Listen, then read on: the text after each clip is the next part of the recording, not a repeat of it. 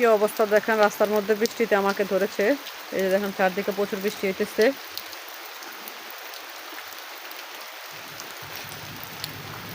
গত রাতে যে ঘটনাটা ঘটেছে ওই ঘটনাটা দেখার জন্য আমি বের হয়েছি বাসা থেকে। এখন অর্ধেক পথ আসার পরে দেখেন এত বৃষ্টি।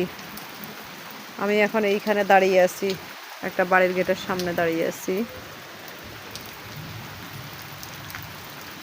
আপনাদের সাথে শেয়ার করব, শেষ পর্যন্ত পাশে থাকবেন অবশ্যই। এত বড় একটা ন্যাক্কারজনক ঘটনা শুনে ঘরে আর বসে থাকতে পারলাম না, তাই দৌড়ে ছুটে গেলাম রামগঞ্জ উত্তর চণ্ডীপুর খামার বাড়িতে। ডাকাতি, মা ও মেয়েকে জবাই করে হত্যা। সন্ধ্যে 7টার দিকে এই ঘটনাটা ঘটে গেছে। প্রায় 30 থেকে 35 ভরি স্বর্ণ অলংকার লুট করে নিয়ে গেছে। তাদের বাড়ির আশেপাশে এমন অবস্থা, চারদিকে কোনো ঘর বাড়ি নাই, শুধু নিজেদের ঘরটাই শুধু আলাদা, শুধু নিজেদের বিল্ডিংটাই দেখা যাচ্ছে। দেখেন, আমি আপনাদের সাথে শেয়ার করার জন্য এত দূর দূরান্ত থেকে ছুটে গিয়েছি।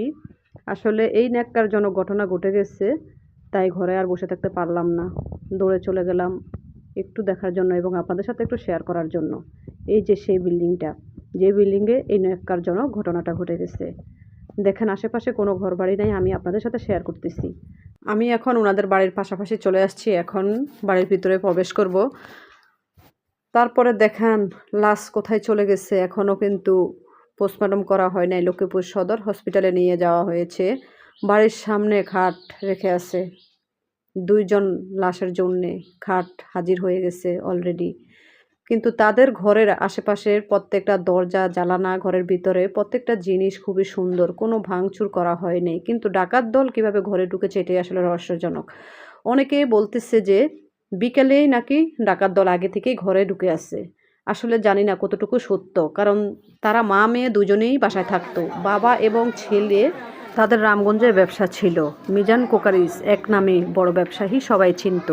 কিন্তু কে জানতো যে আজকে তার এই দুর্ঘটনা ঘটে যাবে। সে ছিল রামগঞ্জ বাজারে, সে আসবে রাত 10টার পরে, কিন্তু 10টার আগে যে তার জীবনের লাইফের একটা এত বড় ঘটনা ঘটে যাবে সে কখনোই কল্পনা করতে পারেনি।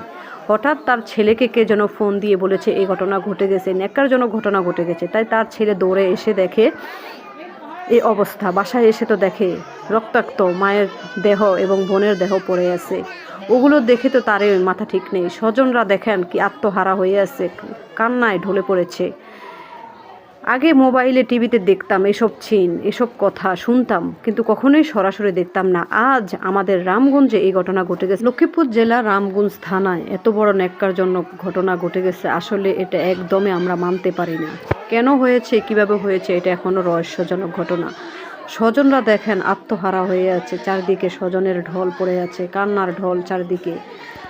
আসলে মানতে পারতেছি না এমন একটা ঘটনা আমাদের ঘটে যাবে। এই বড় মেয়ে কান্না করতেছে, দেখেন সবাই চলে আসছে। আসলে মা তো নেই, মার জন্য কান্নায় মেয়ে ঢলে পড়েছে এবং আত্মীয় স্বজনেরা কান্নায় ঢলে পড়তেছে। আমি আপনাদের সাথে শেয়ার করতেছি, চারদিকে দেখেন কি অবস্থা, কত সুন্দর বাড়ি তৈরি করে আছে। আসলে এমন অবস্থায় এখন যে পরিস্থিতি আমাদের দেশের, আমরা চাইতেছি যে আইনের প্রশাসন যারা আছে তারা যেন আমাদের এই দুর্ঘটনার রহস্যজনক ঘটনাটা যেন তারা খুঁজে বের করে আনে। কারা এটার সাথে জড়িত আছে, কিভাবে জড়িত আছে, কিভাবে এটা ঘটলো, কেন ঘটলো, এটা যেন আমরা একটা সুষ্ঠু বিচার চাই তাদের কাছে। দেখেন কত কষ্ট দিয়ে তাদেরকে মারা হয়েছে এই রুমের ভিতরে। এই রুমটাতে তারা তালা লাগিয়ে আছে, কারণ এটার ভিতরে আরও রহস্যজনক ঘটনা আছে। তাই পুলিশ প্রশাসনের লোকেরা এখানে এখনও তালা লাগিয়ে আছে, এটাকে তারা এসে খুলবে। এই টয়লেটেও মনে হয় কোনো, আমার ধারণা কোনো কিছু ছিন্ন আছে, তার কারণে এটাতেও তালা মেরে আছে। প্রত্যেকটা রুম দেখেন, আপনাদের সাথে আমি শেয়ার করতেছি।